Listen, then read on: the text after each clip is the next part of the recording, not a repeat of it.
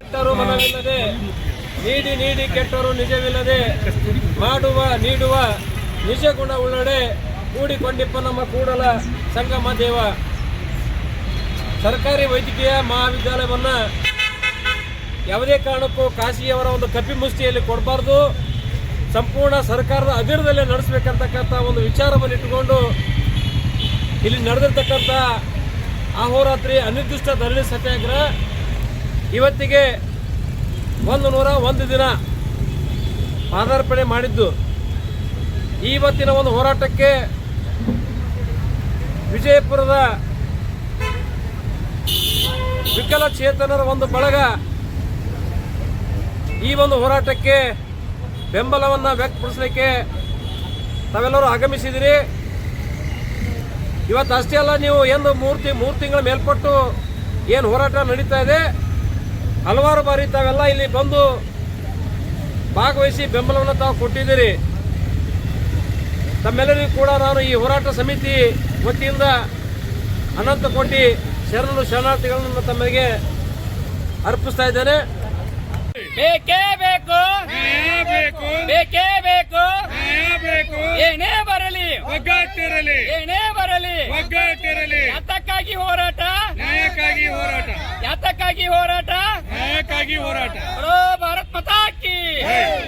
ಇಂದು ನಮ್ಮ ಬಿಜಾಪುರ ಜಿಲ್ಲೆಯ ಎಲ್ಲ ವಿಕಲಚೇತನರ ಸಂಘಟನೆಗಳ ಹಾಗೂ ಒಕ್ಕೂಟಗಳ ಸಂಯುಕ್ತ ಆಶ್ರಯದಲ್ಲಿ ಇಂದು 101ನೇ ದಿನದ ನಡೆದಂತಹ ನಮ್ಮ ಬಿಜಾಪುರ ಜಿಲ್ಲೆಯಲ್ಲಿ PPP ಕೈ ಬಿಟ್ಟು ಸಂಪೂರ್ಣ ಸರ್ಕಾರಿ ವೈದ್ಯಕೀಯ ಕಾಲೇಜು ಆರಂಭಿಸಬೇಕಂತೇಳಿ ಇವತ್ತು ಹೋರಾಟ 101 ದಿನಕ್ಕೆ ಇವತ್ತು ಮಾರ್ಪಣೆ ಆಗ್ತಾ ಇದ್ದು. ಇವತ್ತು ನಾವು ಹೋರಾಟ ಮಾಡ್ತಾ ಇದ್ದೀವಿ. ಏನಪ್ಪ ಕಾರಣಪ್ಪ ಅಂತಂದರೆ, ನಾವು ದೈಹಿಕವಾಗಿ ಅಂಗವಿಕಲಿರಬಹುದು, ಆದರೆ ಮುಂದಿನ ದಿನಗಳಲ್ಲಿ ನಮ್ಮ ಮಕ್ಕಳಿಗೆ ಅದು ಒಳ್ಳೆಯ ಬುದ್ಧಿ ಸಿಗಲಿ, ಒಳ್ಳೆಯದು ಅವ್ರು ಕೂಡ ಎಜುಕೇಷನ್ ಸಿಗಲಿ ಅನ್ನೋ ಉದ್ದೇಶದಿಂದ ಇವತ್ತು ನಾವು ಈ ಹೋರಾಟಕ್ಕೆ ಬೆಂಬಲವನ್ನು ಕೊಡ್ತಾ ಇದ್ದೀವಿ. ಇಡೀ ರಾಜ್ಯದ ನಮ್ಮ ಜಿಲ್ಲೆಯ ವಿಕಲಚೇತನರೆಲ್ಲರೂ ಕೂಡಿ.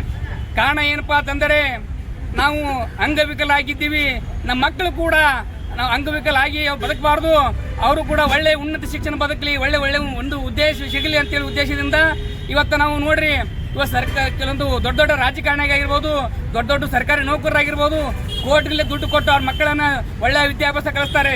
ಆದರೆ ನಮ್ಮಂಥ ಬಡಪಾಯಿ ವಿಕಲಚೇತನರು ನಾವು ಹೆಂಗೆ ನಮ್ಮ ಕೈ ದುಡ್ಡು ಕಲಿಸ್ಬೇಕು? ನಮ್ಮ ಸರ್ಕಾರ ಕೊಡ್ತಾ ಇರೋ ವೇತನ 814 ರೂಪಾಯಿ ವೇತನ ಕೊಡ್ತದೆ. ಅಂಥದ್ರಲ್ಲಿ ನಮ್ಮ ಮಕ್ಕಳ ಶಿಕ್ಷಣ ಕಲಿಸ ಆಗಾಕಿಲ್ಲ. ಅದಕ್ಕೆ ನಮ್ಮ ಬಿಜಾಪುರದಲ್ಲಿ ಸರ್ಕಾರಿ ವೈದ್ಯಕೀಯ ಮಹಾವಿದ್ಯಾಲಯ ಕಾಲೇಜು ಸ್ಥಾಪನೆ ಆಗಲೇಬೇಕು. ಯಾಕಪ್ಪ ಅಂತಂದರೆ, ಮುಂದಿನ ದಿನಗಳಲ್ಲಿ ಬರ್ತಕ್ಕಂಥ ನಮ್ಮ ಮಕ್ಕಳಿಗೆ ಕೂಡ ಶಿಕ್ಷಣ ಸಿಗಲಿ ಅನ್ನೋ ಉದ್ದೇಶದಿಂದ ಇವತ್ತು ನೋಡ್ರಿ, ನಮ್ಮ ಮಕ್ಕಳಿಗೆ ಶಿಕ್ಷಣ ಕಲಿಸಬೇಕಾದ್ರೆ ಕನಿಷ್ಠ ಒಂದು ಕಾಶಿಗಳಿಗೆ ಹೋಗಬೇಕಾದ್ರೆ ಕನಿಷ್ಠ 8 ರಿಂದ 10 ಲಕ್ಷ ರೂಪಾಯಿ ಕೊಡಬೇಕಾಗುತ್ತೆ. ಅದೇ ಸರ್ಕಾರಿ ಆಯ್ತಪ್ಪ ಅಂತಂದ್ರೆ ಒಂದು ವರ್ಷಕ್ಕೆ 50,000 ಅಥವಾ 1 ಲಕ್ಷ ರೂಪಾಯಿ ಕೊಟ್ಟು ನಾವು ಕಲಿಸಲಿಕ್ಕೆ ಸಾಧ್ಯತೆ ಆಗುತ್ತೆ. ಅದಕ್ಕೆ ದಯವಿಟ್ಟು ನಮ್ಮ ಜಿಲ್ಲಾ ಉಸ್ತುವಾರಿ ಸಚಿವರಾಗಿರ್ಬೋದು, ಎಲ್ಲ ನಮ್ಮ ಬಿಜಾಪುರ ಜಿಲ್ಲೆ ಎಲ್ಲ ಸ್ಥಳೀಯ ಶಾಸಕರಾಗಿರ್ಬೋದು, ಸಂಸದರಾಗಿರ್ಬೋದು, ಆದಷ್ಟು ಬೇಗನೆ ನಮ್ಮ ಬಿಜಾಪುರ ಜಿಲ್ಲೆಗೆ ಸರ್ಕಾರಿ ವೈದ್ಯಕೀಯ ಮಹಾವಿದ್ಯಾಲಯ ಕಾಲೇಜನ್ನು ಪ್ರಾರಂಭಿಸಬೇಕು. ಒಂದು ವೇಳೆ ಪ್ರಾರಂಭಿಸಿ ಹೋದಲ್ಲಿ ಮುಂದಿನ ದಿನಗಳಲ್ಲಿ ಇವತ್ತು ಸಾಂಕೇತಿಕವಾಗಿ ಬಂದಿದ್ದೀವಿ ನಾವು ಜನ ಬಿಜಾಪುರ ಜಿಲ್ಲೆಯಿಂದ ಹೆಚ್ಚಿನ ಸಂಖ್ಯೆಯಲ್ಲಿ ಬಂದು ಹೋರಾಟ ಕೈಗೊಳ್ಳಬೇಕಾಗುತ್ತೆ ನಮ್ಮ ಮಾತನ್ನ ಈ ಸಂದರ್ಭದಲ್ಲಿ ನಾನು ಈ ನಮ್ಮ ಹೋರಾಟಕ್ಕೆ ಬೆಂಬಲ ಸೂಚನೆ. ನನ್ನ ಹೆಸರು ಮಲ್ಲಿಕಾರ್ಜುನ್ ಬ್ರಾದರ್. ಜೈ ಹಿಂದ್, ಜೈ ಕನ್ನಡ. ನಮಸ್ಕಾರಗಳು. ಇವತ್ತಿನ ದಿವಸ ಈ ವಿಜಯಪುರ ಜಿಲ್ಲೆಯಲ್ಲಿ ವೈದ್ಯಕೀಯ ಕಾಲೇಜನ್ನು ನಿರ್ಮಾಣ ಮಾಡುವ ಬಗ್ಗೆ ಸತತವಾಗಿ 101 ದಿನದ ಹೋರಾಟವನ್ನು ಮುಂದುವರಿಸಿದ್ದಾರೆ. ಅದಕ್ಕೆ ನಮ್ಮ ಎಲ್ಲ ವಿಕಲಚೇತನರು ಕೂಡ ಅದಕ್ಕೆ ಬೆಂಬಲವನ್ನು ಸೂಚಿಸ್ತಾ ಇದ್ದೀವಿ. ಕಾರಣ ಇಷ್ಟೇ, ನಮ್ಮ ಎಲ್ಲ ತಂದೆ ತಾಯಿ ವಿಕಲಚೇತನರಾಗಿದ್ದೀವಿ, ಆದರೆ ನಮಗೆ ಎಷ್ಟೋ ಜನ ಮಕ್ಕಳು ಏನಿದಾವು ಈ ಒಂದು ವೈದ್ಯಕೀಯ ಕಲಿದಾರನ್ನು ವಂಚಿತರಾಗ್ತಾ ಇದ್ದಾರೆ. ಅವ್ರಿಗೆ ನಾವು ಕಲಿಸ್ಬೇಕು ಅಂತಂದ್ರೆ ನಮಗೆ ಸಾವಿರಾರು ಲಕ್ಷ ದುಡ್ಡು ಕೊಟ್ಟು ಕಲಿಸೋದಾಗಂಗಿಲ್ಲ. ಅದೇ ಒಂದು ವೈದ್ಯಕೀಯ ಮಹಾವಿದ್ಯಾಲಯ ಸ್ಥಾಪನೆ ಆಯಿತು ಅಂತಂದ್ರೆ ನಮ್ಮ ವಿಕಲಚೇತನ ತಂದೆ ತಾಯಿ ಮಕ್ಕಳು ಕೂಡ ಈ ಒಂದು ಡಾಕ್ಟರನ್ನ ಕಲಿಬಹುದು ಅಂತ ಹೇಳ್ತಾ ಇದ್ದೀನಿ.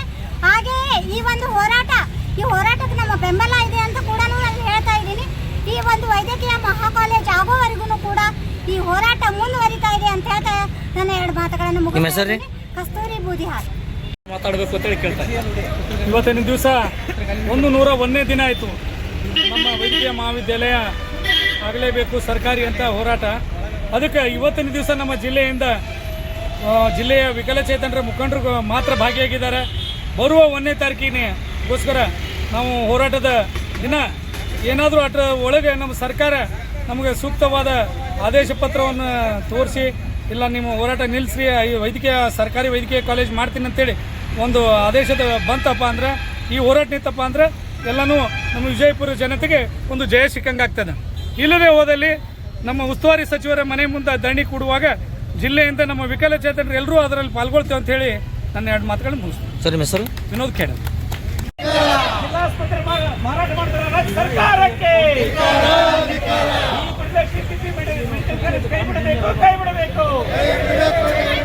ಸರ್ಕಾರಿ ಮೆಡಿಕಲ್ ಕಾಲೇಜ್ ಆಗಲೇಬೇಕು. ಜನ ಕೊಡೋದಿರಲಿ ರಾಜ್ಯ ಸರ್ಕಾರಕ್ಕೆ.